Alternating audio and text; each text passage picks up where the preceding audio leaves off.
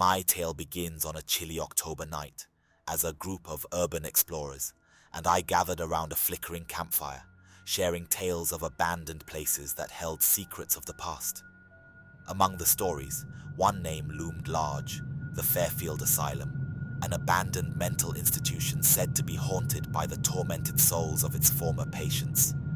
The asylum had been shuttered for decades, its imposing facade and decaying wings hidden deep within the woods, far from the prying eyes of civilization. Rumors swirled about the horrors that had occurred within its walls, tales of mistreatment, experiments, and the anguished cries of the mentally afflicted. It was a place that had become the stuff of local legend, and on that fateful night, we decided to venture into its depths. We arrived at the asylum in the dead of night, our flashlights cutting through the inky darkness. The moon hung low in the sky, casting an eerie pallor over the overgrown grounds. The imposing building loomed before us, its windows like vacant eyes, and its doors, long rusted shut, beckoning us to enter. As we pushed our way inside, the air grew thick with the scent of mildew and decay. Graffiti covered the walls and the floorboards creaked beneath our feet. The asylum's history weighed heavy upon us, a reminder of the suffering that had occurred within its walls. The deeper we delved, the more unsettling the atmosphere became. Shadows danced along the walls, and the distant echo of dripping water created an eerie soundtrack to our exploration. It was as if the very building itself exhaled a sigh of malevolence, warning us to turn back. But our curiosity spurred us onward, deeper into the asylum's labyrinthine halls. Each room we entered revealed a snapshot of the institution's grim history: restraint chairs, padded cells, and medical equipment that seemed more akin to instruments of torture than tools of healing. As we ventured into the basement, we stumbled upon a room unlike any other. The walls were adorned with crude drawings, the work of a patient named William, who had been committed for reasons unknown. His illustrations depicted grotesque creatures and scenes of unimaginable horror, a window into the tortured mind of a man driven to madness. It was then that we began to hear them, the whispers. At first they were faint, like the rustling of leaves in the wind. We exchanged nervous glances, unsure if we were truly hearing the voices of the departed or simply succumbing to the asylum's oppressive atmosphere. But the whispers persisted, growing louder and more distinct with each passing moment. They spoke of suffering, despair, and a longing for release.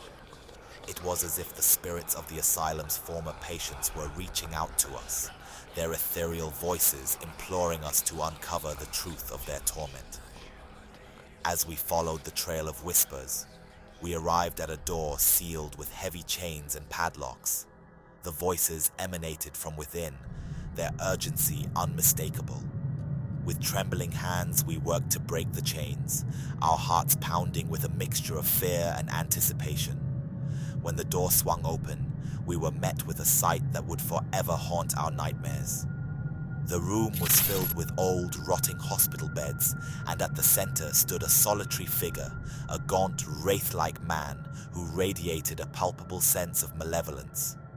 His eyes, hollow and devoid of life, fixed upon us with an intensity that sent shivers down our spines. The whispers grew deafening as the man extended a bony finger, pointing accusingly at each of us in turn. "You should not have come," he intoned, his voice a chilling echo of the whispers that surrounded us. "You have awakened something malevolent, something that should have remained dormant."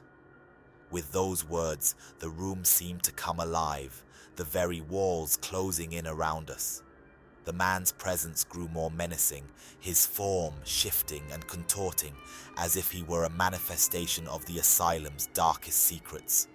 We fled the room in terror, our footsteps echoing through the hallways as we raced to escape the asylum's clutches. But the malevolent force that had been awakened pursued us relentlessly, its whispers growing more sinister and threatening with each passing moment.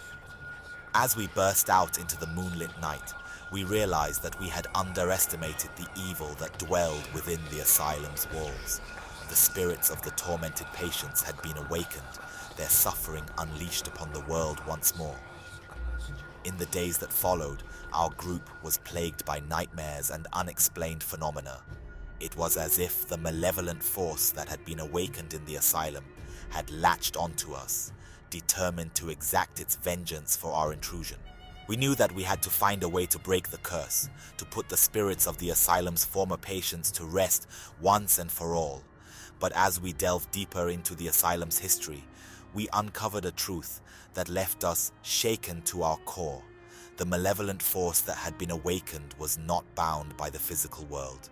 It was a darkness that had existed long before the asylum, a malevolence that transcended time and space.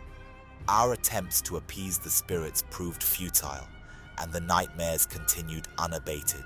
It became clear that we had unleashed a force beyond our comprehension, one that would not be so easily vanquished. To this day, the memories of that fateful night in the abandoned asylum continue to haunt us. We are left with the chilling realization that some mysteries are best left undisturbed, some doors best left unopened. The malevolent force we awakened still lurks in the shadows, a reminder that the past can never truly be buried, and that the sins of the past have a way of returning to haunt the living.